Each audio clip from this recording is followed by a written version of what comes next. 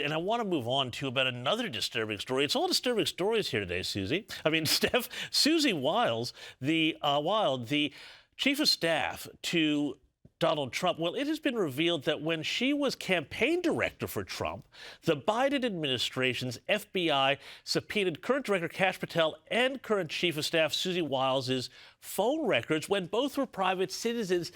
And again, I say, this is when Susie was the campaign director. This is alleged to have happened in 2022 and 2023. This strikes me as incredibly shocking evidence that the Biden White House was taking on a spy operation on its political opponents that I think, frankly, leaves Watergate in the dust. When I saw this headline, I wasn't surprised at all. And again, I will argue that this is just the tip of the iceberg of everything that's been going on behind the scenes.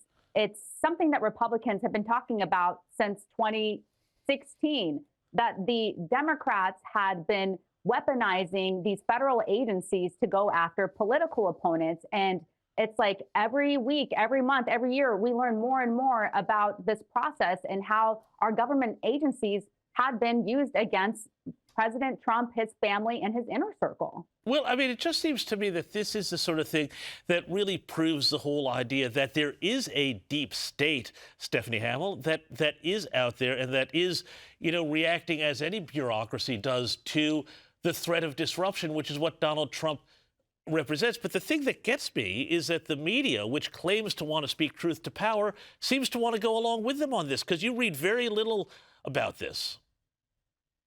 The fact is, I would agree with you. There is a deep state, and there's just so much evidence and proof of this. And unfortunately, even with President Trump in office and his allies installed in, very important positions within the government, we still have these people operating in the shadows trying to fulfill and push their own agendas. And it's very obvious because, the Trump administration, every time that they try to make a move or try to move legislation forward, or even get to the bottom of other mysteries that we've been trying to solve over the years, they just can't do it, especially, in this last year as President Trump has been in office and has had and had given instruction to his allies to look into these things. So, it is, it's very disappointing to see that there are people who think that they're more important than the American people who voted President Trump and his inner circle into office. Absolutely right. Hey, speaking of things operating in the shadows, there's been more developments in the seemingly never-ending Jeffrey Epstein saga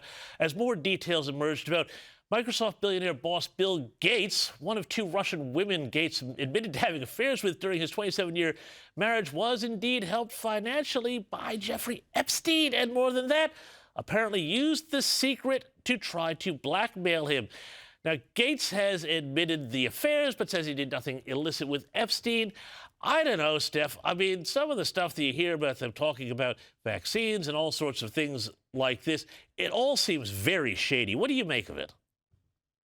Oh, there's just so much to get into. We don't have enough time in this segment to do that. As for Bill Gates, I'm not really interested in his affairs. It's just gross. We obviously heard from his wife, or ex-wife, who seemed to be pretty embarrassed about this, and his relationship to Jeffrey Epstein. I think the most problematic thing is, Bill Gates is trying to pretend that there's really no issue here, but he was hanging out with a convicted pedophile. After 2008, everybody knew that about Jeffrey Epstein.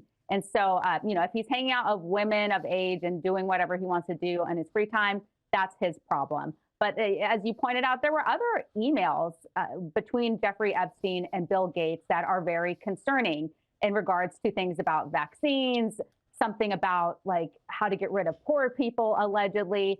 So, those are really troubling emails. So I actually have more questions about those if Bill Gates would like to address those.